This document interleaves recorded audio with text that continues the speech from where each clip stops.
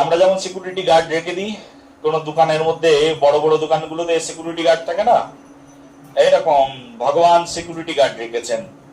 সেই security guard ভগবানের সেবক, একজনের নাম হচ্ছে জয় আর একজনের নাম হচ্ছে বিজয়। ভগবান দিব্যি পরমানন্দে বসে রয়েছেন লক্ষ্মী দেবীর সঙ্গে, স্বয়ং নারায়ণ পরমানন্দে লক্ষ্মী দেবীর সঙ্গে বসে রয়েছেন। আর ভগবানের সঙ্গে দর্শন করতে তো বিভিন্ন দেব দেবতারা, ঋষিরা সবসময় ভগবানকে দেখবার জন্য যায়, কারণ তিনি এই সমগ্র জগতের একমাত্র প্রধানমন্ত্রী। তার কাছে দেখা করতে যাবে না, বিভিন্ন মন্ত্রীরা যায়।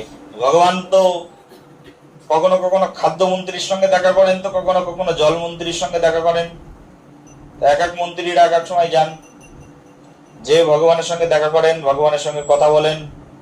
আর ওই দুইজন দ্বার রক্ষী রয়েছে, তারা অন্যদেরকে চেনেন, যাদেরকে চেনেন তাদেরকে তাড়াতাড়ি বলেন, যান ভগবান অমুক জায়গায় আছে, যে দেখা করুন।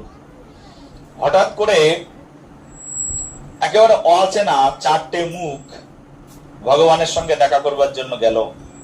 সেই চারটে মুখের একজনের নাম হচ্ছে সনক, একজনের নাম সনাতন, সনত কুমার, সানন্দ। এই চার কুমার, ব্রহ্মার চার পুত্র, তাদের নাম হচ্ছে ব্রহ্মার চতুষ্কুমার বলা হয় একসঙ্গে। এই ব্রহ্মার চতুষ্কুমার গিয়ে ভগবানের সঙ্গে দেখা করবার জন্য গেলেন। যাওয়ার পরে সামনেই দুইজন দ্বাররক্ষী দাঁড়িয়ে রয়েছেন, একজনের নাম জয় আর একজনের নাম কি বিজয়। দুইজন দ্বাররক্ষী দাঁড়িয়ে রয়েছেন।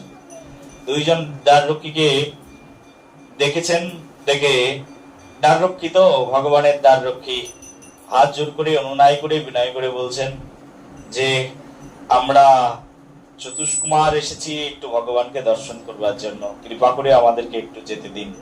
এটা তো বড় মন্ত্রী নয়, কিন্তু বড় ভক্ত। কি নয়? বড় মন্ত্রী নয়, কিন্তু বড় ভক্ত। ভক্ত এসেছেন ভগবানকে দর্শন করবার জন্য। দরজার সামনে এসে দাঁড়িয়েছেন, আমাদেরকে একটু যেতে দিন, আমরা দর্শন করব ভগবানকে। ছোট ছোট বাচ্চা তো, বয়স 4 বছর। কত বছর বয়স? হ্যাঁ, 4 বছর, ছোট বাচ্চা। আসলে চতুষ্কুমারদের বয়স কখনো 4 বছরের বেশি হয় না, তারা ছোটই থাকে সবসময়। ভগবান তাদেরকে ছোটই রেখেছেন, কৃপা করেছেন। ব্রহ্মার কাছে বর চেয়েছেন ব্রহ্মাজি। ব্রহ্মা হচ্ছে তাদের পিতা।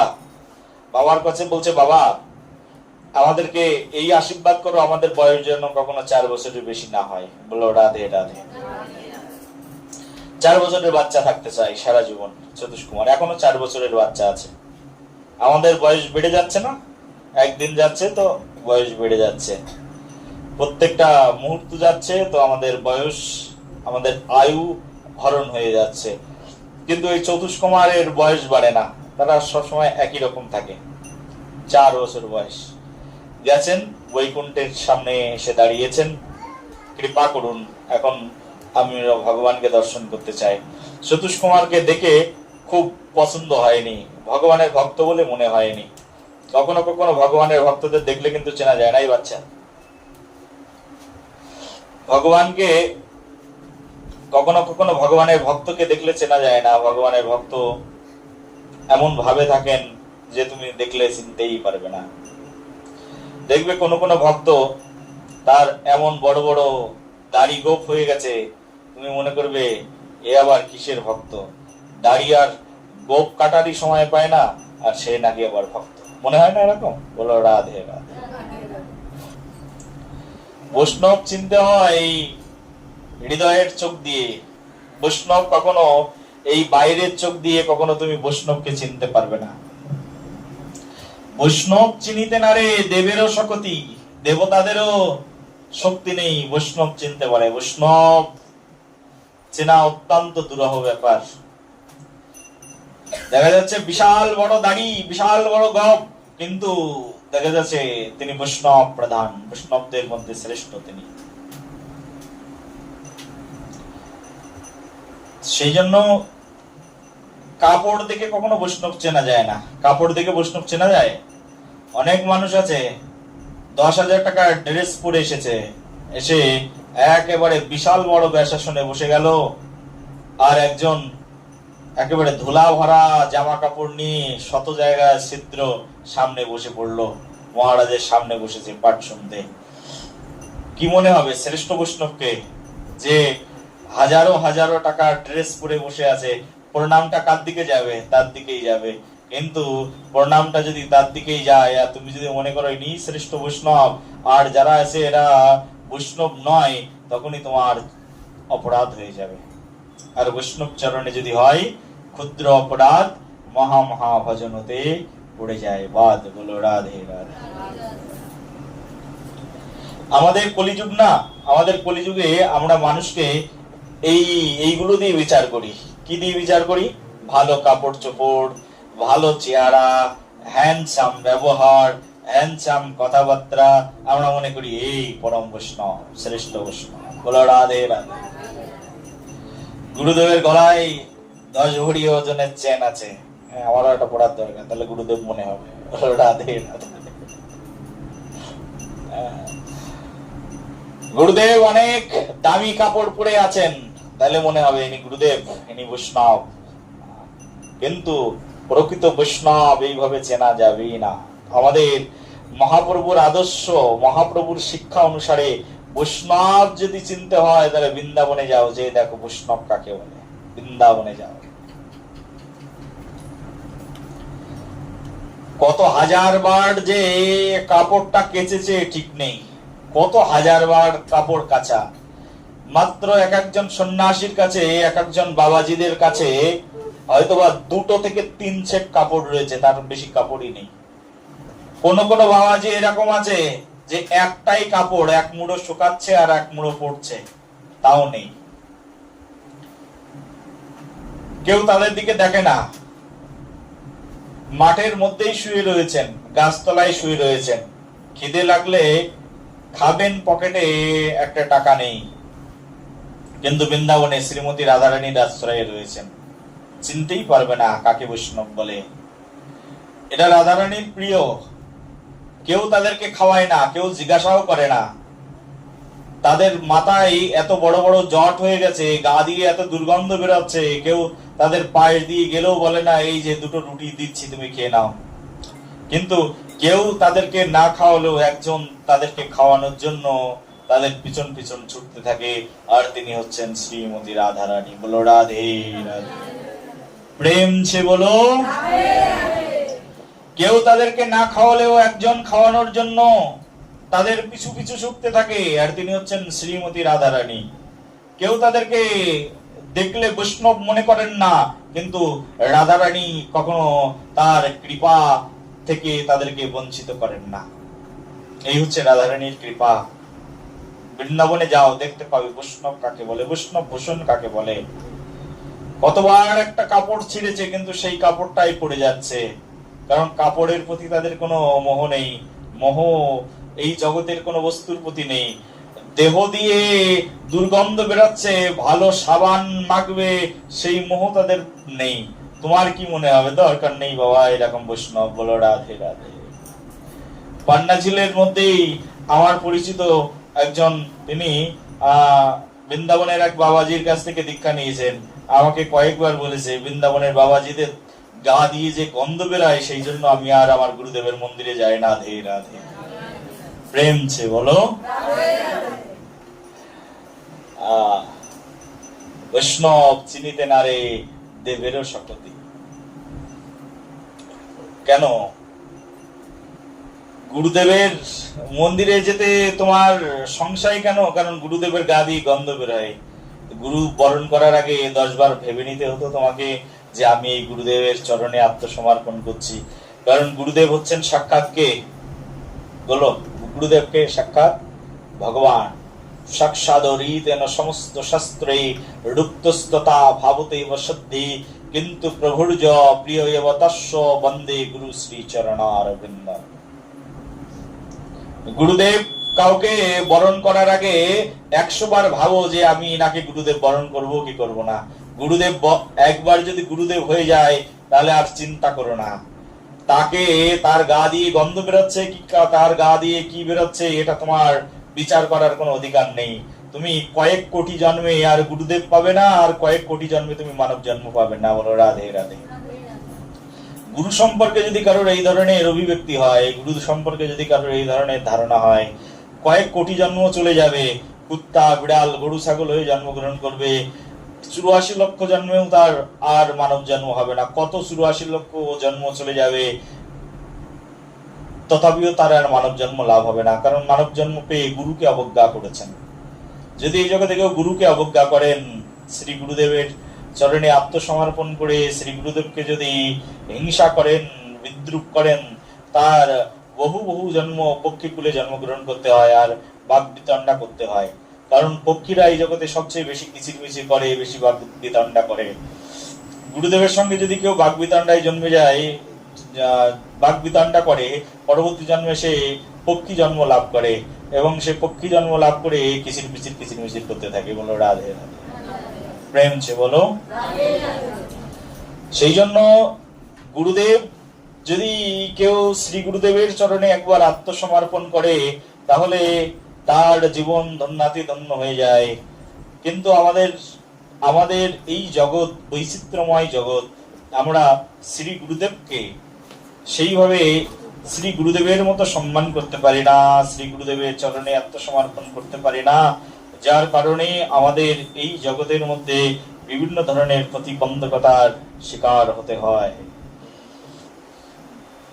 দেখো, আমাদের শ্রী গুরুদেব শ্রীরাম বৃন্দাবনে, আমার গুরুদেব যিনি বৃন্দাবনে রয়েছেন, তিনি বৃন্দাবনে অবস্থান গ্রহণ করে 110 বছর বয়স, কিন্তু প্রতিদিন তিনি এতবার গিরিরাজ পরিক্রমা করেন, প্রতিদিন তিনি এতবার সেই রাধাকুণ্ড পরিক্রমা করেন যে তার সময় নেই নিজের গায়ে সাবান মাখার।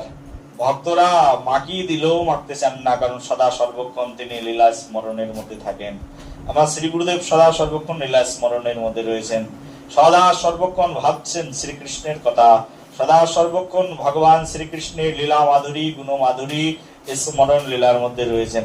তার সময় নেই যে কখন গায়ে সাবান মাখবো, কখন কাপড়টা ডিটারজেন্ট দিয়ে কাচবো, আর কখন কে এসে আমাকে দেখবে। সদা সর্বক্ষণ কৃষ্ণ ভজনে, সবসময় কৃষ্ণ কথা শুনছেন আর হাতটা নড়ছে, হরে কৃষ্ণ মহামন্ত্র করছেন।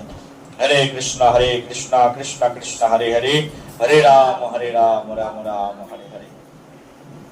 তোমরা কি মনে করবে, ও বাবা এই আবার কি গুরুদেব, এই গুরুদেব তো দেখছি আমাদের সঙ্গে কথা বলারও সময় নেই, সদা সর্বক্ষণ হরি নাম জপ করেই যাচ্ছে।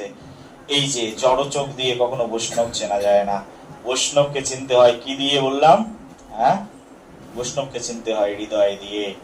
এই হৃদয় চক্ষুটা যতক্ষণ পর্যন্ত উদ্ভাসিত না হবে, হৃদয় চক্ষুটা যতক্ষণ পর্যন্ত উন্মিলিত না হবে, চক্ষুর উন্মিলিতাম যেন তস্मै শ্রী গুরুবে নমঃ, যতক্ষণ পর্যন্ত তোমার এই চক্ষু উন্মিলিত না হবে ততক্ষণ পর্যন্ত তুমি বৈষ্ণব চিনতে পারবে না। বৈষ্ণব চেনা এই জগতে সবচেয়ে কঠিন ব্যাপার। এই বৈষ্ণব চিনতে পারেননি এই দ্বার রক্ষী ভগবান শ্রীকৃষ্ণের, ভগবান শ্রীহরির দ্বার রক্ষী নাম কি বললাম? জয় বিজয়। বৈষ্ণব চিনতে পারেননি। আমার দ্বারে কারা আসলো চিনতেই পারেননি। 4 বছরের বাচ্চা ছেলে দেখে তাদেরকে বিদ্রুপ করে দিলেন। বৈষ্ণব না চিনবার ফল কি? দেখো, তুমি জেনে শুনে যদি আগুনে হাত দাও না, তোমার হাত পুড়ে যাবে কি যাবে না?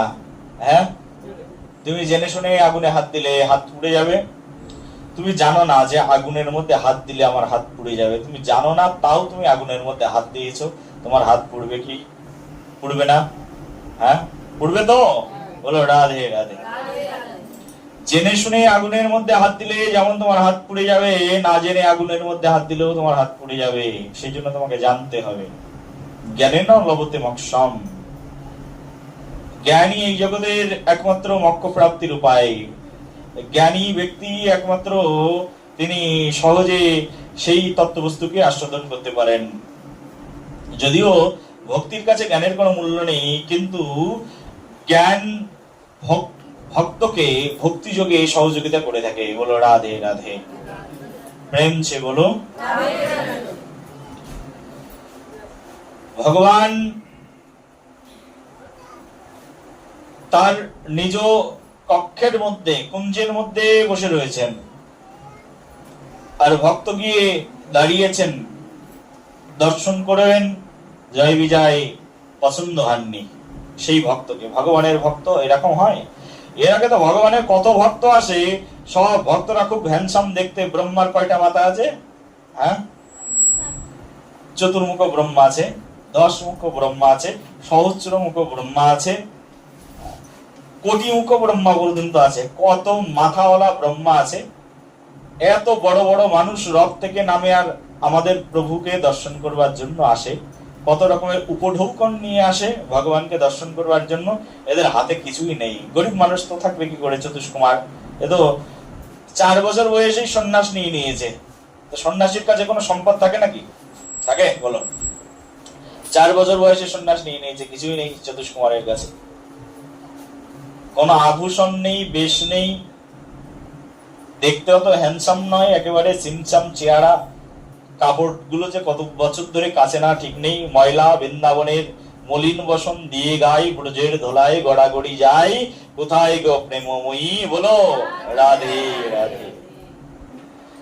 মলিন বসন দিয়ে গাই, ব্রজের ধুলায় গড়াগড়ি যায়, এই তো ব্রজের ভাব, মলিন বসন। চতুষ্কুমারকে দেখে মনেই হচ্ছে না বৈষ্ণব, মনে হচ্ছে না সে তারা কৃষ্ণ ভক্ত।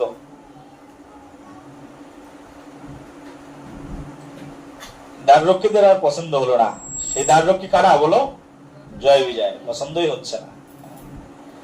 আমাদের যদি বিচারধারা এরকম হয়, এসে গেছো, জয় বিজয় হয়ে যাবে। বলো রাধে রাধে। এখন থেকেই এই যে ভাগবত পাঠ শুনছো, এখন থেকেই নিজেদেরকে বিচার করো। আমার বিচার করার কোন যোগ্যতা আছে? কোন বৈষ্ণবকে, কোন বৈষ্ণবকে আমি চিনতে পারবো? আমার কি যোগ্যতা আছে কোন বৈষ্ণবকে আমি চিনতে পারি? ভগবান শিব বৈষ্ণব প্রধান, তার মতো বৈষ্ণব কেউ নেই।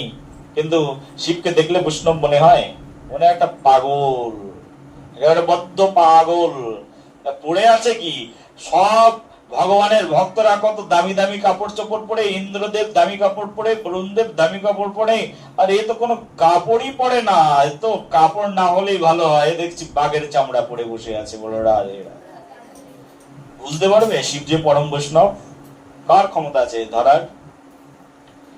সব বৈষ্ণবরা কত ভালো ভালো রাজভোগ খায় জগন্নাথ মন্দিরে। সব ভক্তরা এসে আনন্দ করে 56 ব্যঞ্জন, কত রকমের আইটেম রাজভোগ নিয়ে বসে যাচ্ছে খেতে, আর শিব খাচ্ছে হুকা কলকে। কি বৈষ্ণব তুমি? হ্যাঁ,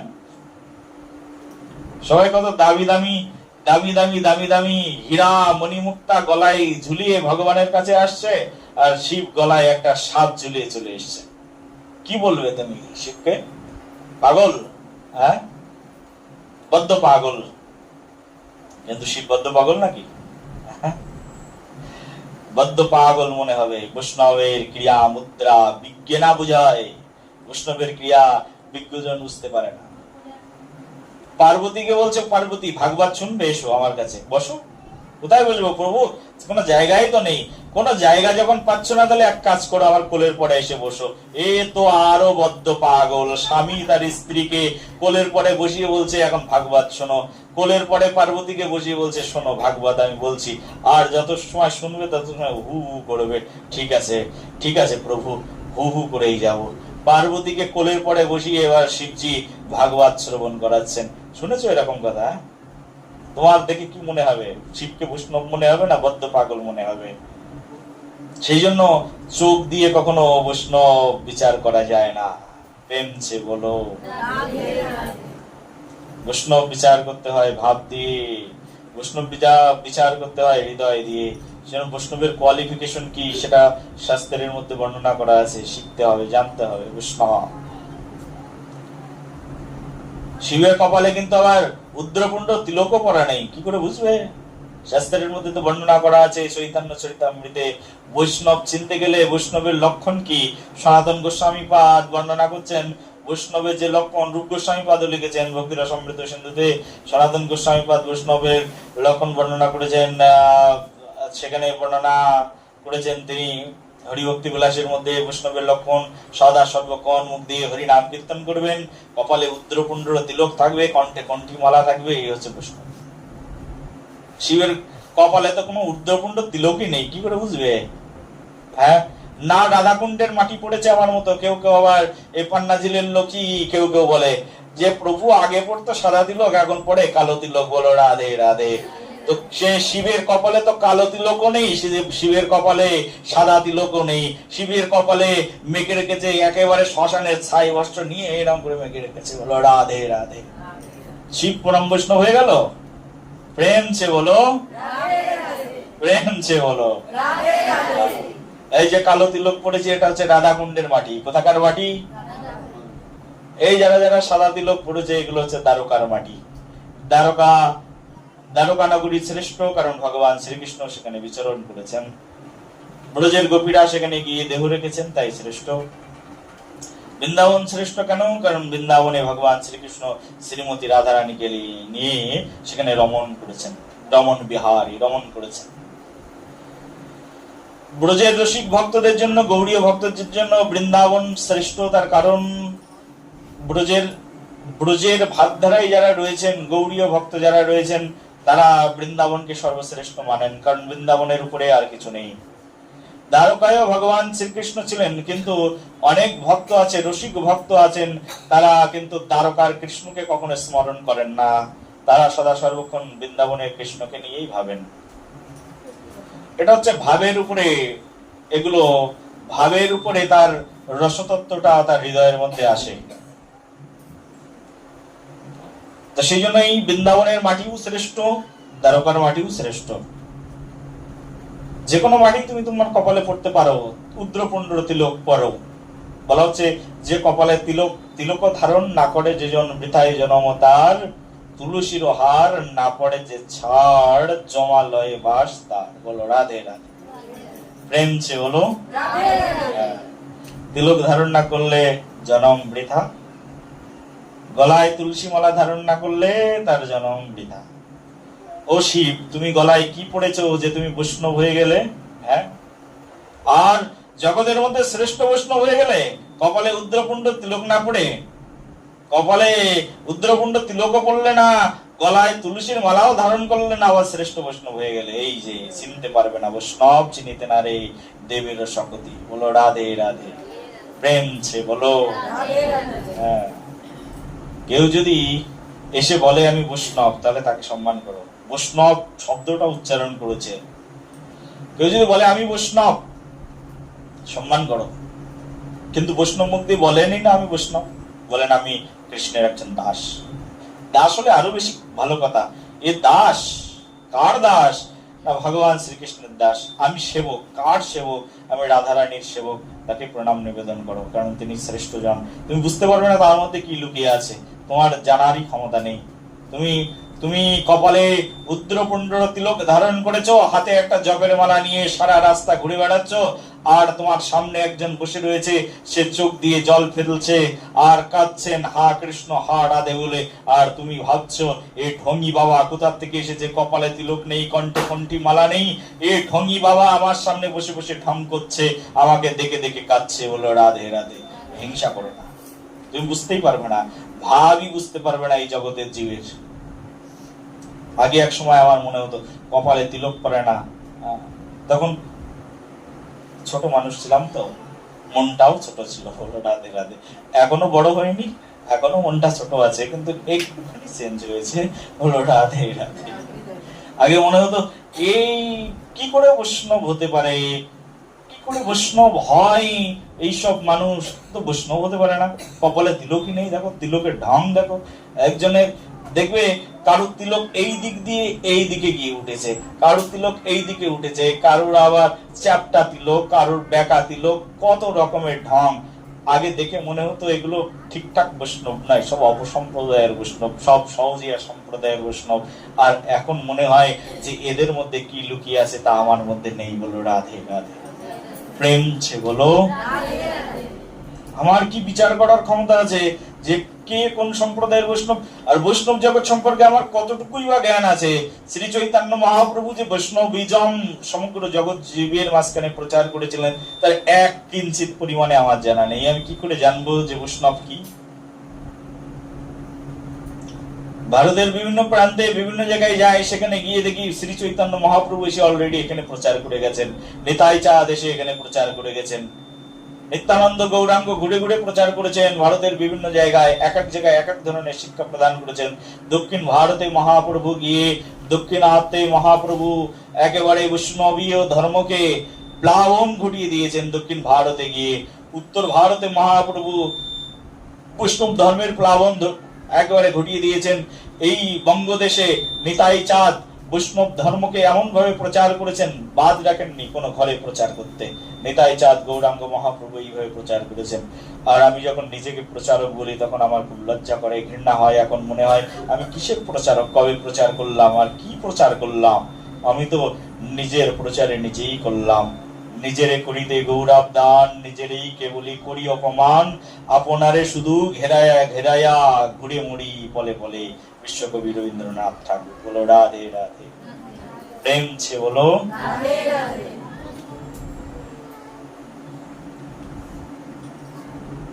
সেই জন্য বৈষ্ণবের বিচার করবে না, বৈষ্ণবের বিচার করার ক্ষমতা তোমার নেই। জয় বিজয় এই বৈষ্ণব বিচার করেছিলেন।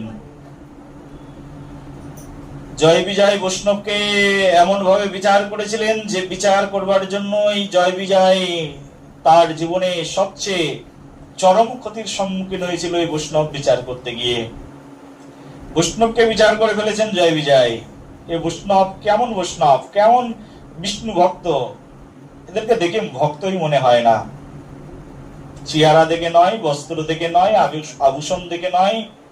তখন এই যে চতুষ্কুমারের কাছে অবজ্ঞা করে ফেললো, আর সেই অবজ্ঞার কারণে এই জয় বিজয়ের এই বৈষ্ণব চরণে যদি হয় ক্ষুদ্র অপরাধ, মহা মহা ভজন হতে পড়ে যায় বাদ। বলো রাধে রাধে। বৈষ্ণব চরণে যদি হয় কি অপরাধ বলো? ক্ষুদ্র অপরাধ। যদি ক্ষুদ্রতম অপরাধ হয়ে যায় বৈষ্ণবের চরণ, মহা মহা ভজন হতে পড়ে যায়। ভগবান শ্রীহরির দিব্য ভজন আনন্দে ছিলেন দুইজন, এই দুই দ্বাররক্ষী জয় বিজয়। কিন্তু এমন মহা অপরাধ করলেন বৈষ্ণব চরণে, মহা অপরাধ করবার জন্য তাদের জীবনটা একেবারে পতিত হয়ে গেল। জয় বিজয়কে দেখে বলছে, চতুষ্কুমারগণ রেগে গেলেন যখন ভগবানের কাছে ঢুকতে দিচ্ছেন না। চতুষ্কুমারগণ বলছেন, আমরা ভগবানকে দর্শন করতে চাই, একটু দর্শন করাও। অনেকবার রিকোয়েস্ট করেছেন, কিন্তু কোন রিকোয়েস্টে কাজ হচ্ছে না। যখন রিকোয়েস্টে কাজ হচ্ছে না, তখন যদি সোজা আঙুলে ঘি না ওঠে কি করবে? হ্যাঁ, আঙুল তো একটু বাঁকা করতেই হবে। আঙুলটা একটু বাঁকা করে দিয়েছেন চতুষ্কুমারগণ। বলছেন, রে মহামূর্খ, মহাপাপিষ্ট, ভগবানের দ্বাররক্ষী হয়ে দাঁড়িয়ে আছিস, কিন্তু সাধারণ বোধটুকু নেই যে ভগবানের ভক্তদেরকেও তোরা চিনতে পারিস না, ভগবানের ভক্তদেরকেও জানতে পারিস না। ভগবানের ভক্ত বিদায় তো ভগবানকে দর্শন করতে এসেছি। রে পাপী, মূর্খ, নিষ্ঠুর পুরো ব্যক্তি, যা নিষ্ঠুর কুলে জন্মগ্রহণ কর। তোদের যে আচরণ, সেই আচরণ বৈকুণ্ঠ দাঁড়ির আচরণ নয়, তোদের স্বর্গদারীর আচরণ নয়। তোদের যে আচরণ সেটা অসুরের মতো আচরণ, যা অসুর কুলে জন্মগ্রহণ কর, যা। এই অভিশাপ দিয়ে দিল, যাও। এই বৈষ্ণব অপরাধের কারণে এই দ্বাররক্ষী দুইজন, তাদেরকে এই পৃথিবীতে ফিরে আসতে হলো, অসুর কুলে জন্মগ্রহণ করতে হবে। অসুর,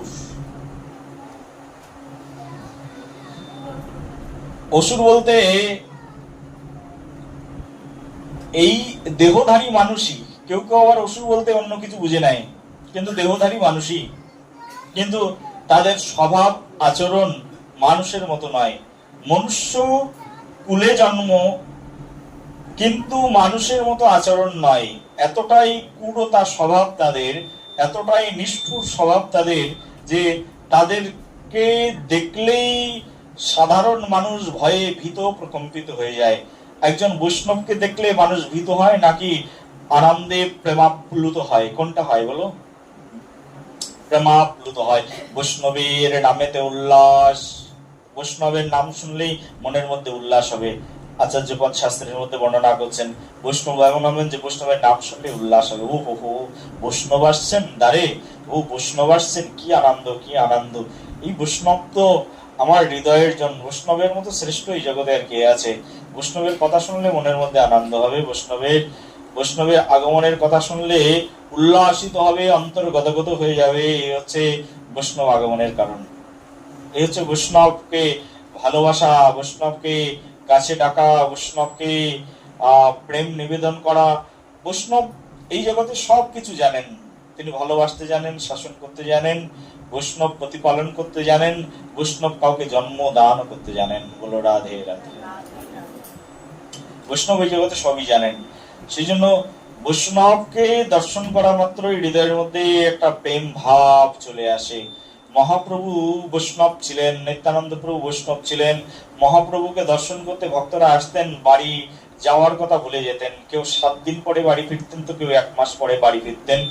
কেউ কেউ বলতেন, ও হো হো, আমার তো স্ত্রী আছে, আমার স্ত্রীর কোলের মধ্যে ছোট্ট একটা বাচ্চা সন্তান আছে, 3 মাস আগে জন্মগ্রহণ করেছিল, হে প্রভু তোমার কাছে এসে সেটাও ভুলে গেছি। বলো রাধে রাধে। মহাপ্রভুর আকর্ষণ এরকম ছিল যে মহাপ্রভুর কাছে আসলে ভুলেই যেতেন সবাই, সব কথা ভুলে যেতেন। নিত্যানন্দ প্রভুর কাছে আসলে সবাই সব কথা ভুলে যেতেন। বৈষ্ণবের ব্যবহার এরকম ছিল, মহাপ্রভুর আচরণ এরকম ছিল। বৈষ্ণব সভ্যতা সেই সময়ে যখন মহাপ্রভু প্রচার করেছিলেন, বৈষ্ণব সভ্যতা এরকম ছিল, আসলেই ভুলে যেতেন গৃহের কথা, খাওয়ার কথা। কেউ কেউ মহাপ্রভুর মুখের কথা শুনতে শুনতে মুকুন্দ গাইতেন, কীর্তন শুনতে শুনতে, নিত্যানন্দ প্রভুর চরিত্র শুনতে শুনতে, তার অবধূত কাণ্ড দর্শন করতে করতে পেটের মধ্যে খিদা লেগেছে সেটাই ভুলে যেতেন যে আমি ক্ষুধার্ত। অনেক সময় পরে যখন অজ্ঞান হয়ে মাটিতে পড়ে যেতেন, তখন বুঝতেন ও আমার পেটে তো কোনো খাবার নেই, সেই জন্য আমি মাটিতে মাথা ঘুরে পড়ে গেছি। বলো রাধে রাধে। প্রেম ছে বলো। হ্যাঁ, শুনেছো সব কথা? হ্যাঁ, ও মাটিতে মাথা ঘুরে পড়ে গেছে, তারপরে বলছে ও বুঝলাম কেন আমি মাটিতে মাথা ঘুরে পড়ে গেছি, তার কারণ আমার তো পেটে ক্ষুধা আছে, আর ক্ষুধার কারণে আমি মাটিতে মাথা ঘুরে পড়ে গেছি। এই হচ্ছে কারণ। ভগবানকে ভালোবেসে, ভগবানের কাছে আত্মসমর্পণ করে জগৎ জীব এইভাবে ধন্যাতি ধন্য হয়েছে। যদি কেউ একবার ভালোবেসে ফেলেন ভগবানকে, যদি কেউ একবার ভগবানের কাছে আত্মসমর্পণ করে ফেলেন, তার জীবনে আর কোনো চিন্তা নেই, আর কোনো সংশয় নেই, সব সংশয় থেকে সে মুক্ত চিরজীবনের জন্য। বলো রাধে রাধে।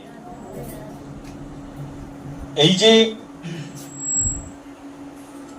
জয় বিজয়, তারা অভিসম্পাদগ্রস্ত হলেন, যাও অসুরকুলে জন্মগ্রহণ করো।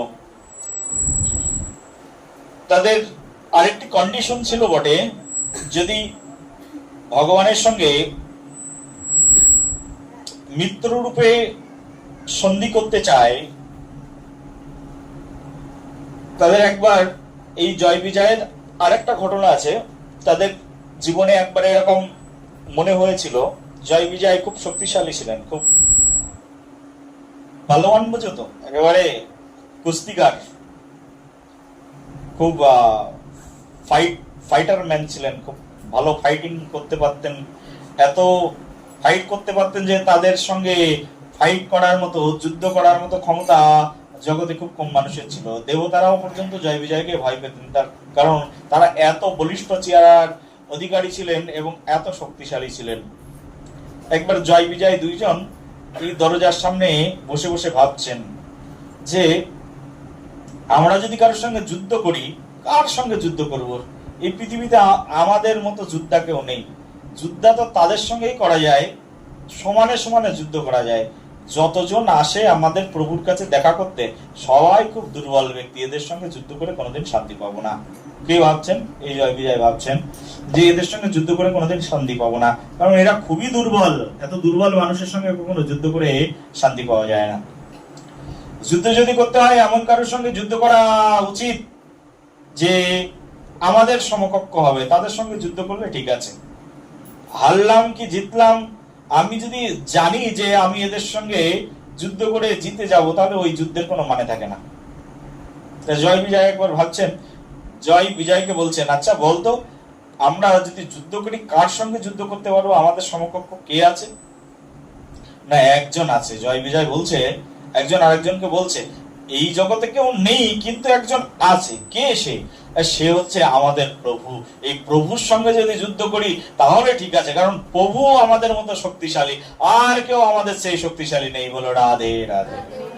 এই যে মনের ভিতরে বাসনা হলো, এটাকে বলে বাসনা। এই বাসনা যখনই কারোর হৃদয়ে বাসা বাঁধে, ভগবান তার বাসনাকে পূর্ণ করেই থাকে। কারোর হৃদয়ে যদি কোনো বাসনা হয় না, ভগবান তার সেই বাসনাকে পূরণ করে থাকেন। কিন্তু কলিযুগে করেন না, অন্য অন্য যুগে করতেন। কারোর হৃদয়ের মধ্যে কোনো বাসনা থাকলে ভগবান সঙ্গে সঙ্গে তা পূরণ করে দিতেন। কিন্তু কলিযুগে একটা বাসনা ভগবান সবার পূরণ করে দেন। সেই জন্য শাস্ত্রে বলছে, প্রণামহ কলিযুগ সর্বযুগ সার, যে যুগে কইল আমার গৌর অবতার। বলো রাধে রাধে। কলিযুগে একটা বাসনা কারোর মনের মধ্যে যদি হয় যে আমি একটা মন্দির বানাবো, ভগবান তার সেই বাসনা পূরণ করে দেয়। বলো রাধে রাধে। কলিযুগে কেউ যদি মনে করে আমি বাড়িতে একটা নামযজ্ঞ কীর্তন দেব অষ্টম প্রহার, ভগবান তার সেই বাসনা পূরণ করে দেয়। কলিযুগে কেউ যদি মনে করে বাড়িতে একটা ভাগবত আসরের আয়োজন করব, 7 দিন ধরে ভাগবত পাঠ করব, এই যে মনোহর বাবাজি আসবেন আর পাঠ হবে 7 দিন ধরে, ও বাসনা ভগবান পূরণ করে দেবেন। বলো রাধে রাধে। এই কলিযুগে ভগবানকে নিয়ে কোনো বাসনা করলে ভগবান সেটা পূরণ করে দেন। কিন্তু অন্য যুগে ভগবানকে নিয়ে কেউ খারাপ বাসনা করলেও ভগবান সেটা পূরণ করে দিতেন। যেমন রাধারানীর স্বামী অভিমন্যু, তিনি বাসনা করেছিলেন, ভগবান শ্রীকৃষ্ণ তোমার সঙ্গে এত সুন্দরী নারী কেন থাকবে, ওই সুন্দরী নারীকে আমি বিয়ে করব। ভগবান বলেছিলেন তো সেই বাসনাও পূরণ করে দেব। তো পরবর্তী জন্মে সেই অভিমন্যুই আয়ন ঘোষ, সেই আয়ন ঘোষ অভিমন্যু তার গৃহে রাধারানী তার স্ত্রী হয়েছিলেন, কিন্তু সংসার করতে পারেননি। ভগবান সব ব্যবস্থা করে দেন। কিন্তু কেউ যদি বলে যে আমি নারায়ণের পত্নীকে বিয়ে করব, ভগবান বলে কর, পত্নীকে বিয়ে কর, কোনো সমস্যা নেই, কিন্তু পত্নী তুই ভোগ করতে পারবি না, ভোগটা যদি আমি না রাখি তুই পাবি না। তোকে আমি তোর কোটিপতি হওয়ার ইচ্ছা, সম্পদশালী হওয়ার ইচ্ছা, সম্পদশালী বানিয়ে দেবো, কিন্তু খেতে পারবি না। ওর ডাক্তার তোকে নোটিশ জারি করে দেবে, 1 কাপ ভাত খেতে হবে। বলো রাধে রাধে। আছে অনেক কিছু, কিন্তু খেতে পারবে না। বলো রাধে রাধে। এই বাসনা করো, ভগবান সব পূরণ করে দেবে। তোমার যত দূরমতি বাসনা আছে সব পূরণ করে দেবে, কিন্তু কলিযুগে করবে না। কলিযুগে তুমি যদি এখন বাসনা করো যে পাশের বাড়ি একটা সুন্দর দুগ্ধবতী গাভী আছে, আর আমার বাড়ির গাভীটা বেশি দুধ দিচ্ছে না, আমি অভিশাপ দিচ্ছি এই গাভী তুই মরে যা, মরবে না।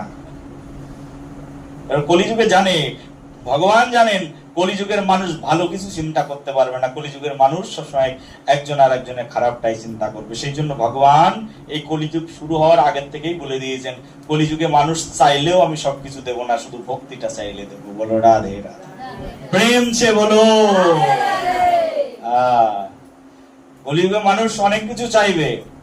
ও 2 তলা বাড়ি আছে, ভগবান আমাকে 3 তলা বাড়ি বানিয়ে দাও, দেবে না তোমাকে ভগবান। কলিযুগে তুমি অনেক কিছু চাইতে পারো। জোর একটা স্ত্রী আছে, সুন্দরী স্ত্রী, আবার 4টে সুন্দরী স্ত্রী চাই, ভগবান দেবে না তোমাকে। অর্জন করে নিতে হবে, যোগ্যতা অনুসারে অর্জন করে নিতে হবে। কিন্তু তুমি ভগবানের কাছে চাও, ভগবান লক্ষ্মী দেবী শ্রীমতী রাধারানীর চরণ যেন আমি সদা সর্বক্ষণ সেবন করতে পারি, সঙ্গে সঙ্গে ভগবান তোমার সেই ইচ্ছা পূরণ করে দেবে। দেখবে যে তোমার স্ত্রী মরে গেল, তোমার ছেলে মরে গেল, তোমার বাড়ির সব মরে গেল, এবার তুমি ফাঁকা হয়ে গেলে, এবার যাও রাধারানীর কাছে, ভগবান ব্যবস্থা করে দেবে। বলো রাধে রাধে। ভক্তি করতে চাও, ভগবান সব ব্যবস্থা করে দেবে। মন থেকে চাইতে হবে তো। কারোর মনের মধ্যে একরকম আর বাইরে একরকম। মনে এখন একরকম বলছে, মনের কাজ হচ্ছে সংকল্প আর বিকল্প। এখন অ্যাকসেপ্ট করা, একটু পরে সেটাকে আবার পরিত্যাগ করে দেওয়া। ঠিক আছে, এই মনের কাজ। মনের কর্ম যদি এরকম হয়, সংকল্প বিকল্প যদি হয়, তাহলে ভগবান সেই আশাকে পূরণ করেন না। কিন্তু কেউ যদি একানিষ্ঠ মনের বাসনা থাকে, ভগবান তার সেই সকল বাসনাকে পূরণ করে দেয়। বলো রাধে রাধে। প্রেম সে বলো আরো জোরে, বলো রাধে রাধে। ভগবান তোমার সব আশাকে পূরণ করে দেবে, কলিযুগে দেবেন না কিন্তু। এই জয় বিজয়ের আশাকে পূরণ করে দিয়েছিলেন ভগবান। কি আশা করেছিলেন? বাসনা করেছিলেন কি? যে আমাদের সমকক্ষ যোদ্ধা এই জগতে শুধু প্রভু আছে, তো প্রভুর সঙ্গে একটু যুদ্ধ করে যদি দেখতে পারতাম যে প্রভুর কত শক্তি, আমাদের সঙ্গে কেমন পারে, তাহলে সমানে সমানে লড়ে শান্তি পেতাম। ভগবান বললেন যাও, তোমাদের সেই বাসনাও পূরণ করে দেবে। এই পূরণ হয়ে যাচ্ছে। অসুর হয়ে জন্মগ্রহণ করবে আর ভগবান যুদ্ধ করবে কার সঙ্গে? এই অসুরের সঙ্গে। প্রথম হচ্ছে বৈষ্ণব নিন্দা, আর দ্বিতীয়ত হৃদয়ের মধ্যে বাসনা। কার সঙ্গে যুদ্ধ করার বাসনা হয়েছিল? জয় বিজয়ের, স্বয়ং ভগবানের সঙ্গে যুদ্ধ করবে জয় বিজয়ের মনের মধ্যে বাসনা। আর ওদিকে আবার বৈষ্ণবের চরণে অপরাধ, বৈষ্ণব নিন্দা, বৈষ্ণবের কাছে নিজেকে, বৈষ্ণবকে তুচ্ছ মনে করা, বৈষ্ণবকে হীন জ্ঞান করা। এই যে বৈষ্ণবকে হীন জ্ঞান করলেন, বৈষ্ণবকে তুচ্ছ জ্ঞান করলেন, এই তুচ্ছ জ্ঞানের কারণে বৈষ্ণব চরণে অপরাধ। বৈষ্ণব চরণে অপরাধ করলে তার অধোগতি হয়ে যায়। বৈষ্ণবকে কেউ বিচার করলে তার গতি কোথায় হয়? এই যে এখানে দেখা যাচ্ছে অধোগতি। অধোগতি একেবারে অসুর কুলে জন্ম। সন্ধি হয়ে গেল, 3 বার জন্মগ্রহণ করতে চায়, 3 বার জন্মগ্রহণ হবে অসুর কুলে। প্রথমবার একেবারে অসুর কুলে জন্মগ্রহণ করবার জন্য রেডি হয়ে গেলেন জয় বিজয়। যাও, এত বড় অপরাধ করেছো, পৃথিবীতে চলে যাও, মর্তলোকে চলে যাও, আর সেখানে গেলে অসুর হয়ে জন্মগ্রহণ করো। তো কিভাবে অসুর হয়ে জন্মগ্রহণ করব? তার মধ্যে এই যে প্রথম জন্ম, ভগবান এই সমগ্র শশাগড়া পৃথিবীকে সেই সত্যযুগে খুব সুন্দর করে সৃজন করেছিলেন। আর সেই সত্যযুগে মুনি ঋষিদের মধ্যে মাধ্যম দিয়ে সমগ্র জগতে সন্তান উৎপাদিত হতে থাকতো। একজন মুনি ছিলেন, নাম হচ্ছে কশ্যপ মুনি। কি নাম বললাম? কশ্যপ মুনি। এই কশ্যপ মুনির 2 জন স্ত্রী ছিল, একজনের নাম হচ্ছে দিতি আর একজনের নাম হচ্ছে অদিতি। এই দিতি অদিতি 2 জন স্ত্রী। মুনি ঋষিরা বিবাহ করতে পারেন, সাধুরাও বিবাহ করতে পারেন, শাস্ত্রের মধ্যে সিদ্ধান্ত রয়েছে। আর পূর্বকালে কোন রাজগৃহে যদি কোনো স্ত্রী জন্মগ্রহণ করতো, স্ত্রী কুলে কেউ যদি জন্মগ্রহণ করতো, নারী কুলে জন্মগ্রহণ করলে তাদেরকে মুনি ঋষিদের সঙ্গে বিয়ে দেওয়া হতো। মুনি ঋষিরা জঙ্গলের মধ্যে থাকতেন, কিন্তু রাজকন্যাদেরকে মুনি ঋষিদের সঙ্গেই বিয়ে দেওয়া হতো। পূর্বকালে এই প্রথা ছিলেন। তার কারণ হচ্ছে মুনি ঋষিদের কাছে বিয়ে দিলে কি হবে, তো আগের যুগের মানুষ ভাবতেন যদি কোনো মুনি ঋষিদের কাছে আমার সন্তানকে বিয়ে দিতে পারি, তাহলে আমার সন্তানের গর্ভ থেকে যে সন্তান জন্মগ্রহণ করবে সে একজন সাধক জন্মগ্রহণ করবে, না হলে সমাজের উৎপাত করবে। বলো রাধে রাধে। কশ্যপ ঋষি, কশ্যপ মুনি, তার 2 জন স্ত্রী। কি নাম বললাম? একজনের নাম দিতি আর একজনের নাম হচ্ছে অদিতি। এই দিতির গর্ভ থেকে দৈত্যদের জন্ম হয়েছিল পূর্বকালে, আর অদিতির গর্ভ থেকে দেবতাদের জন্ম হয়েছিল। দিতির গর্ভ থেকে কাদের জন্ম হলো? দৈত্য। আর অদিতির গর্ভ থেকে দেবতাদের জন্ম হয়ে গেল। এই দিতির 2 জন পুত্র জন্মগ্রহণ করলো, যারা সমগ্র পৃথিবীতে অধিকার জন্মাতে থাকলো, সমগ্র পৃথিবী তাদের আন্ডারে করতে থাকলো। তাদের নাম হচ্ছে হিরণ্যাক্ষ আর একজনের নাম হচ্ছে হিরণ্যকশিপু। অসুরের কাজ কি বলতো? মনে করো এটা আমাদের মন্দির, তো আমাদের ভক্তিকুটির মন্দির। এই ভক্তিকুটির মন্দিরে আমি যেহেতু আচার্য, গুরুদেব, আমার কাছে কেউ যদি এসে বলে যে গুরুদেব আমি আপনার চরণে আশ্রয় গ্রহণ করতে চাই, আমি আপনার দলে থাকবো, ভক্ত হতে চাই, আমি তাদেরকে অধিকার দিয়ে দিলাম, ঠিক আছে আসো, ভক্ত হয়ে যাও, আমাদের মন্দিরে সেবা পুজো করো, মন্দিরে আসা যাও। যাদের আসরিক মনোভাব থাকবে সেই মন্দিরের মধ্যে এসে প্রথমে এক এক করে জায়গা দখল করতে থাকবে, বলবে আমি, তার মানে ও তো নিজেই জানে আমি অসুর, তাহলে আমি প্রথমে সভাপতি হব, সেক্রেটারি হব, তারপরে টাকার ব্যাগটা আমি গোছাবো, সোনা দানার ব্যাগটা আমি গোছাবো, সবকিছু আমার হাতে থাকবে, আমার কন্ট্রোলিং এ থাকবে। আর যে ওই দেবতাদের দলে ওই সাত্বিক মনোভাব থাকবে, সে বলবে বাবা তুই সবকিছু নে, শুধু আমার গুরুদেবের চরণটা আমাকে দে। বলো রাধে রাধে, প্রেম সে বলো। এখনো মন্দিরের মধ্যে সব দেখতে পাবে, কোনো চিন্তা নেই, সব মন্দিরেই দেখতে পাবে, কলিযুক্ত। বলো রাধে রাধে। এই দিতির গর্ভ থেকে জন্মগ্রহণ করলেন, একই বাবা কিন্তু একই জন। হ্যাঁ, বাবা একই জন, দুইজন মার গর্ভ থেকে দুই ধরনের সন্তান জন্মগ্রহণ করলো, পিতা কিন্তু একই জন। মুনির পুত্র, মুনি হলো না, কারণটা কি? সবসময় যে সাধুর পুত্র সাধু হবে সেটাও নয়, আবার অসাধুর পুত্র যে সাধু হবে না সেটাও নয়। এর কারণটা, একবার কশ্যপ ঋষি যাচ্ছেন ভজন করতে এই সন্ধ্যাবেলায়। সন্ধ্যাবেলায় এমন একটা সময়, এই সময়টাই ভগবানকে ভজন করার জন্য সর্বশ্রেষ্ঠ টাইম বলা হয়। বলা হচ্ছে সন্ধ্যার টাইমটা ভগবানকে ভজন করার জন্য সর্বশ্রেষ্ঠ টাইম। আর একটা টাইম আছে তার চেয়েও সর্বশ্রেষ্ঠ, সেটা হচ্ছে প্রত্যুষকাল, সূর্য উদয়ের 1 ঘন্টা 36 মিনিট পূর্বকাল। সেই মুহূর্তকে বলা হয় সর্বশ্রেষ্ঠ মুহূর্ত, যে সময় মঙ্গলা আরতি হয়। এই টাইমটাকে সর্বশ্রেষ্ঠ টাইম বলা হয়। সূর্য উদয়ের পূর্ব মুহূর্তকে অত্যন্ত পবিত্র মানা হয়।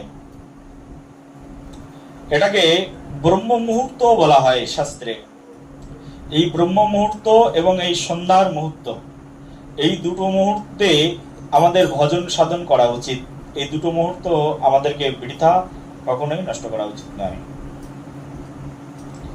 এই ব্রহ্ম মুহূর্ত এবং এই সন্ধ্যার মুহূর্ত, গোধূলি লগ্ন, এই দুই লগ্নকে এতটাই গুরুত্ব দেওয়া হয়, বলা হয় এই সময় আমাদের ভাগবত পাঠ করা উচিত, গুরুদেবের মন্ত্র স্মরণ করা উচিত। যারা দীক্ষা নিয়েছে তাদের উচিত কি? তাদের উচিত সকালবেলায় ব্রহ্ম মুহূর্তে দীক্ষার মন্ত্র জপ করা, আর এই সন্ধ্যাবেলায় দীক্ষার মন্ত্র জপ করা।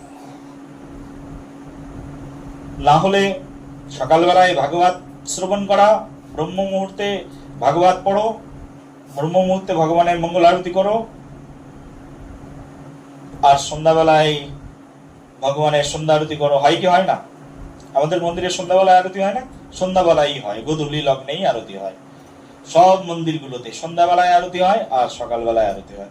সকালবেলায় পুরোহিত আগে উঠেই ভগবানকে জাগায়, সন্ধ্যাবেলায় ভগবানকে জাগায়। এই দুটো মুহূর্ত অত্যন্ত পবিত্র। এই মুহূর্তে তুমি যত অনাচার করবে, সেই অনাচারের পরিমাণ তুমি কখনো শোধ করতে পারবে না, অনাচার যদি এই দুটো মুহূর্তে করা হয়। এই কশ্যপ ঋষি ভজন সাধন করবার জন্য যাচ্ছিলেন, সন্ধ্যা আহ্নিক করবেন যাচ্ছেন, তখন তার স্ত্রী তাকে পিছন দিক দিয়ে টেনে ধরেছেন। নাম হচ্ছে দিতি। কোথায় যাচ্ছ? কেন জানো না আমি কোথায় যাই? ভজন সাধন করবার জন্য যাচ্ছি, গুরু মন্ত্র জপ করতে যাচ্ছি, ভগবানের নাম জপ করতে যাচ্ছি। না না, আমাকে আগে শান্তি দেবে, তারপরে তুমি যাবে, আমি একটা সন্তান চাই। সন্ধ্যাবেলায় কেউ সন্তান নেয় নাকি? ছাড়ো। না না না না, আমি চাই এখনই, আমি কামার্ত, আমি তোমার সঙ্গ অ্যাকসেপ্ট করতে মনোরথ রেখেছি। স্ত্রীর যদি গো ধরে না, সেই পূর্বকাল থেকে স্বামীকে পূরণ করতেই হয়, স্বামী আর কিছু করার থাকে না। বলো রাধে রাধে। বলে নারীর গো শব্দ আছে, চাণক্য পণ্ডিত এই নারীর বিষয়ে অনেক কথা তার নীতিশাস্ত্রের মধ্যে বর্ণনা করেছেন। নারীর স্বভাব, একবার যদি নারী কোনো কিছুকে হ্যাঁ বলে দিয়েছে, ব্রহ্মা বিষ্ণু মহেশ্বর এসে তাকে না করতে পারবে না। বলো রাধে রাধে। এটা নারীর বহু পূর্বকালের স্বভাব, বৈদিক যুগের স্বভাব, সত্যকালের স্বভাব। বেশি বললে তোমাদের রাগ হয়ে যাবে। বলো রাধে রাধে। প্রেম সে বলো, বলো রাধে রাধে। কশ্যপ ঋষি বাধ্য হলেন তার স্ত্রীর মনোবাঞ্ছাকে পূরণ করতে। কশ্যপ ঋষির সঙ্গে দিতির সম্ভোগ ক্রিয়া হয়ে গেল। কিছুদিন পরে এই দিতির গর্ভ থেকে দুইজন সন্তান জন্মগ্রহণ করলেন। একজনের নাম হচ্ছে হিরণ্যাক্ষ আর একজনের নাম হচ্ছে হিরণ্যকশিপু। কি নাম বললাম? একজনের নাম হচ্ছে হিরণ্যাক্ষ আর একজনের নাম হচ্ছে হিরণ্যকশিপু। এই দুইজন সেই বৈকুণ্ঠের দাড়ি, নাম কি? জয় বিজয়। এই যে দুইজন, এই দুইজন জন্মগ্রহণ করলেন। প্রথম জন্ম হয়ে গেল তাদের। আর এই হিরণ্যকশিপু এমন অত্যাচারী হয়ে উঠলেন যে তাদের অত্যাচারে সমগ্র জগৎ অতিষ্ঠ হয়ে উঠতে থাকলো। ছোট থেকেই অত্যাচারী ছিলেন এই দুইজন। আর অদিতির গর্ভ থেকে সব দেবতাদের জন্ম হয়েছে, ইন্দ্র বরুণ আদি সব দেবতাদের, সব 33 প্রকারের দেবতা সব সেই অদিতির গর্ভ থেকে জন্ম হয়েছে। কারণ অদিতি বলা হচ্ছে, যদি কেউ সন্তান গ্রহণ করতে চায়, আমাদের ভাগবতের মধ্যে লেখা আছে, সন্তান গ্রহণ করতে গেলে তাকে আগে পুংসেবন ব্রত করতে হয়। করো নাকি? পুত্রেষ্টি যোগ্য করতে হয় পুত্র সন্তান লাভ করার জন্য, না হলে তোমার পুত্র কুপুত্রে পরিণত হয়ে যাবে, সুপুত্র আর হবে না। বলো রাধে রাধে। এসব সিস্টেম এখন আর নেই। যে যেমন পাচ্ছে তেমন অপারেশন করিয়ে নিচ্ছে, আর পেট থেকে যেটা জন্মগ্রহণ করছে মায়ের পেটেই লাথি মারছে। বলো রাধে রাধে। প্রেম ছে বলো। হ্যাঁ, নেই তো এইসব সিস্টেম। বৈদিক সিস্টেম, বৈদিক যুগের সিদ্ধান্ত এগুলো। ভগবান শ্রীকৃষ্ণকে জন্ম দেওয়ার আগে মা যশোদা পুত্র সন্তান চাই। মা যশোদা, নন্দ মহারাজ, কত তপস্যা! মা যশোদা 10,000 বছর তপস্যা করেছিলেন। এক বৃদ্ধ আঙুলের পায়ের উপরে দাঁড়িয়ে থেকে 10,000 বছর তপস্যা করেছিলেন, কৃষ্ণ তুমি আমার সন্তান হয়ে আসবে, একটা সুপুত্র লাভের আশা। কৃষ্ণকে সন্তান রূপে পাওয়ার জন্য 12,000 বছর তপস্যা করেছিলেন দেবকী মাতা। এবং বসুদেব 12,000 বছর তপস্যা করেছিলেন সুসন্তান লাভের আকাঙ্ক্ষায়। এরকম পেটের মধ্যে হয়ে গেছে, কি করব? অপারেশন করব, করে ফেলো। না থাক, না করো, না থাক, না করো। ওহো, ওই তো করাই হলো না, আর অনাকাঙ্ক্ষিত সন্তান পৃথিবীতে জন্ম হয়ে গেল। বলো রাধে রাধে। প্রেম ছে বলো। অনাকাঙ্ক্ষিত সন্তান, জারজ সন্তান। শুনতে গেলে খারাপ লাগবে এই কথা, সাধু খুব খারাপ কথা বলে, কিন্তু এটাই সত্য। বলো রাধে রাধে। প্রেম ছে বলো। এই জগতে যা কলিযুগে জন্মগ্রহণ করছে সব তো অনাকাঙ্ক্ষিত সন্তান। বাবা মা চায় না সন্তান জন্ম দিতে, জন্মে গেছে, কি করা যাবে? তপস্যা নেই তো সন্তান জন্ম দেওয়ার পিছনে, তো সন্তান কি করে তোমার প্রতিপালন করবেন? সেই সন্তানের মাধ্যম দিয়ে তুমি মুহূর্তে মুহূর্তে মুহূর্তে মুহূর্তে প্রত্যেকটি মুহূর্তে তুমি শুধু দুঃখই পাবে। আর ওই সন্তান যখন তোমার পিণ্ড দান করবে, তোমার মুখের মধ্যে মনে করবে পিচ্চাপ করে দিচ্ছে আর ঢক ঢক করে খাবে, কারণ তোমার সন্তান দীক্ষায় নেয়নি। শাস্ত্রের মধ্যে বর্ণনা করা আছে, যে সন্তান দীক্ষা না নিয়ে তার পিতার পিতৃ শ্রাদ্ধ তর্পণ করেন, তার হাতের জল মূত্র তুল্য, আর তার হাতের খাবার হচ্ছে বিষ্ঠা তুল্য। বলো রাধে রাধে। তুমি সংস্কারই দাওনি তো তোমার ছেলে মেয়েকে, কি হবে? তুমি মরে যাওয়ার পরে মুখ খাবে আর একেবারে মল ত্যাগ খাবে। বলো রাধে রাধে। প্রেম ছে বলো। শুনতে খারাপ লাগছে নাকি? সত্যি কথা শুনতে একটু খারাপ লাগে। তো এই জগৎটা হচ্ছে, জগৎ সংসারটা হচ্ছে এরকম। এই জগৎ সংসারের মধ্যে তুমি যদি প্রকৃত কল্যাণ চাও, যদি প্রকৃত কল্যাণের পথে চলতে চাও, তাহলে আমাদের এই বৈদিক রীতিকে, আমাদের এই বৈদিক ধর্মকে যথাযথভাবে প্রতিপালন করতে হবে, আদর করতে হবে, যত্ন করতে হবে, এই শাস্ত্র শিখতে হবে। যদি শাস্ত্র না শিখবে, যদি এই বৈদিক ধর্মকে না জানবে, এই যে ভাগবত পাঠ শুনতে ভালো লাগে না, কারণ কি? কারণ ভাগবতে আসলে তো আমি মানুষ হয়ে যাব, আর কলি মহারাজ চায় না যে আমাকে মানুষ করে রাখতে, সেই জন্য ভাগবত পাঠ শুনতে যাব না, আর সব কিছু করবো। বলো রাধে রাধে। কেউ যদি কপাল করে ভাগবত পাঠ শুনে নেয়, কেউ যদি কপাল করে ভগবানের দিব্য চরিত মাধুরী, ভগবানের অমৃতময় রসতত্ত্ব রস লহরী কেউ যদি একবার জীবনে শ্রবণ করে নেয়, তাহলে তার সকল কলমশতা, সকল পাপ তার দূরীভূত হয়ে যায়। সেই জন্য কলি মহারাজ, যেহেতু কলিযুগে জন্মগ্রহণ করেছি, কলি মহারাজ মায়া দেবী সবসময় আমাদেরকে প্রবঞ্চিত করে রাখে, ভাগবত শুনতে যেও না, যেখানে যাও যাও, অন্তত ওই ভক্তি কুটিরে যেও না। বলো রাধে রাধে। হ্যাঁ, ভক্তি কুটিরে গেলে কি হবে? তা ভক্তি কুটিরে গেলে তো তুমি এইসব শিখবে ওনার কাছ থেকে, মনোহর বাবার কাছ থেকে এগুলো শিখবে। শেখার পরে তোমাকে দিয়ে আমি আর আমার রাজত্বে কাজ করাতে পারবো না, কারণ তুমি এগুলো শিখে গেলে তোমার মনের ভিতরে সবসময় হবে, ও হো হো, ধর্ম মানে এটা, ধর্ম মানে এটা, আমি অনাকাঙ্ক্ষিত সন্তান জন্ম দেবো না, এখন ওই পুংসবন ব্রত করবো, কি করে করতে হয় যে শিখবো, মনে হবে না এরকম? তো কলি মহারাজ চাইবেন না যে তুমি এগুলো করো। কলি মহারাজ সবসময় চাইবেন, মায়াদেবী সবসময় চাইবেন কিভাবে তোমাকে এই জগতের মধ্যে তোমাকে প্রবঞ্চিত করে রাখতে পারে, কিভাবে এই জগতের মধ্যে তোমাকে প্রলুব্ধ করে রাখতে পারে।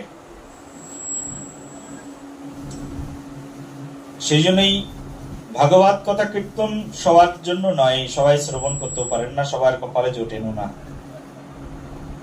ভগবান শ্রীকৃষ্ণই নিজেই ভাগবত রূপে তিনি অবতীর্ণ হয়েছেন। উদ্ধবজি ভগবানের চরণ ধরে বলছেন, প্রভু আমি বুঝতে পেরেছি তুমি তাড়াতাড়ি চলে যাবে।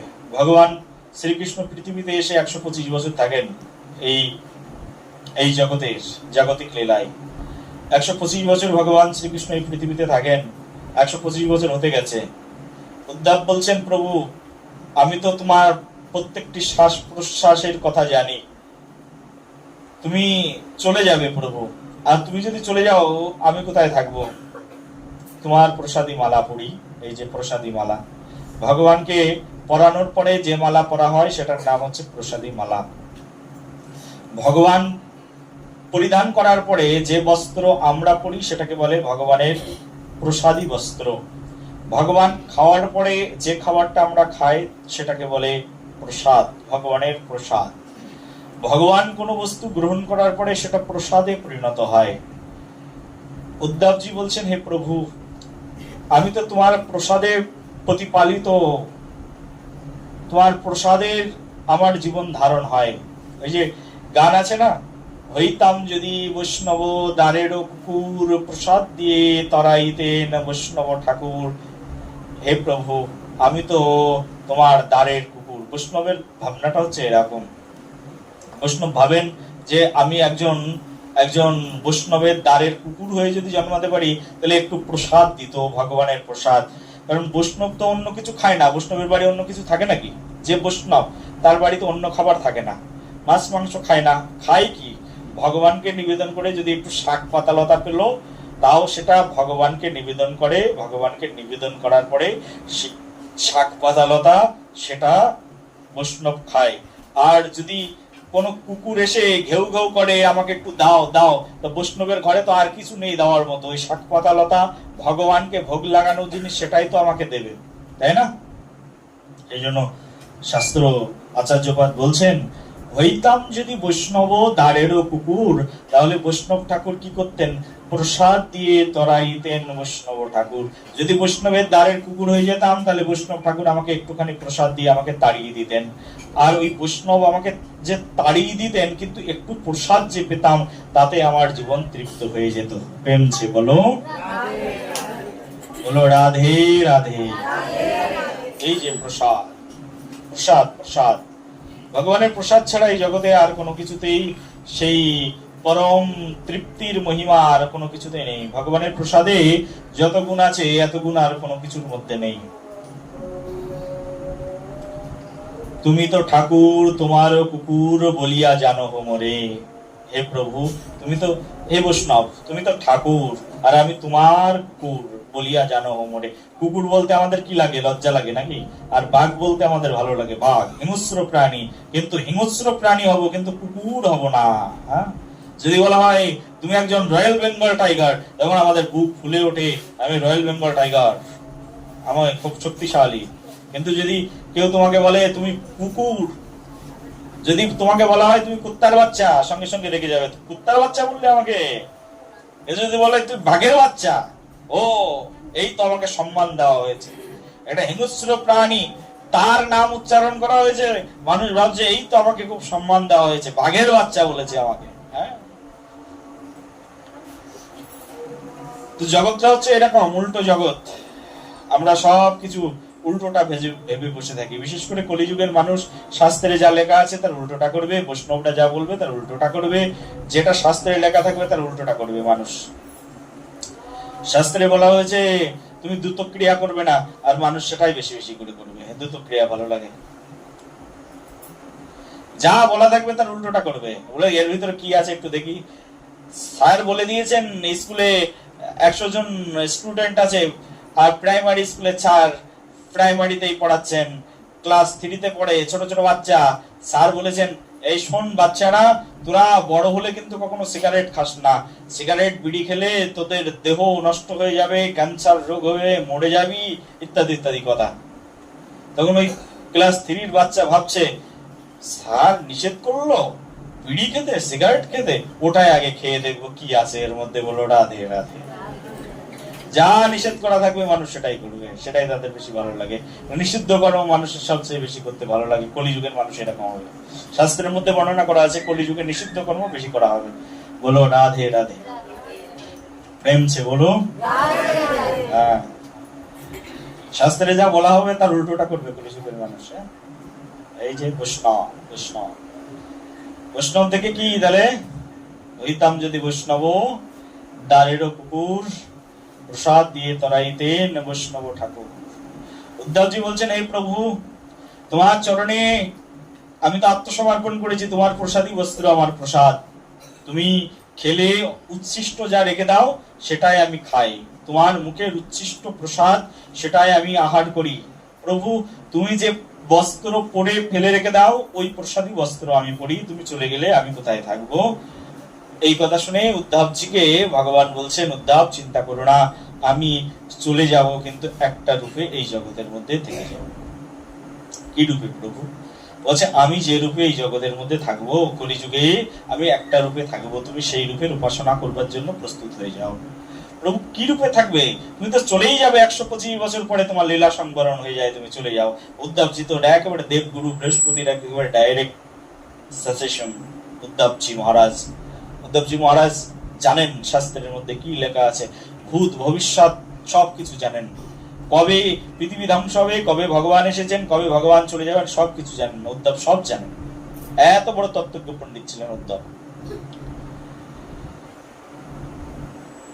উদ্ধবজি বলছেন, তুমি চলে যাবে তো আমি থাকবো কোথায়? তো বলছে, তুমি চিন্তা করো না, আমি আমার এই সচ্চিদানন্দ রূপ, আমার এই দেহ নিয়ে চলে যাব, কিন্তু আমার একটা রূপ নিয়ে আমি এই পৃথিবীতে থেকে যাব কলিযুগের শেষ পর্যন্ত। কি রূপে থাকবে প্রভু? তো আমি যে রূপে থাকবো সেই রূপের নাম হচ্ছে এই ভাগবত রূপ। বলো নিতাই গৌর প্রেমানন্দে হরি হরি বল। এই যে রূপ বলছে,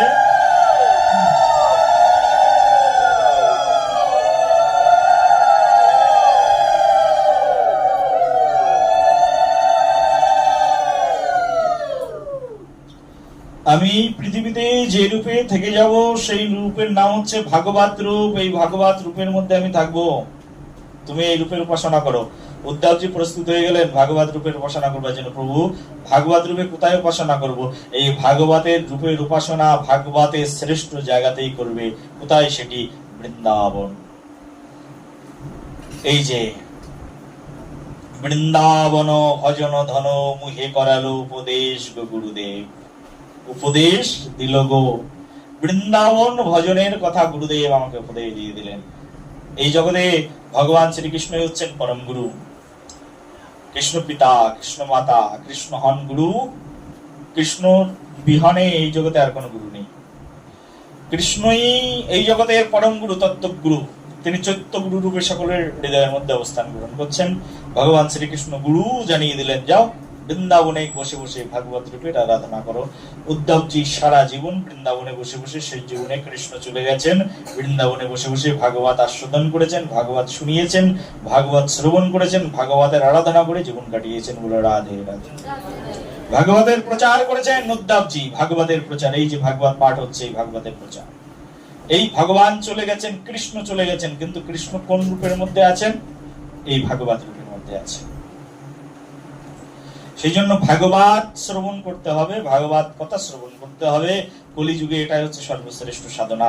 এই 2-3 ঘন্টা বসে বসে ভাগবত কথা শ্রবণ করো, দেখো তোমার রন্ধ্রে রন্ধ্রে সকল কলুষতা একেবারে ধ্বংস হয়ে যাবে। সব কলুষতা সব এক এক করে ধ্বংস হতেই থাকবে।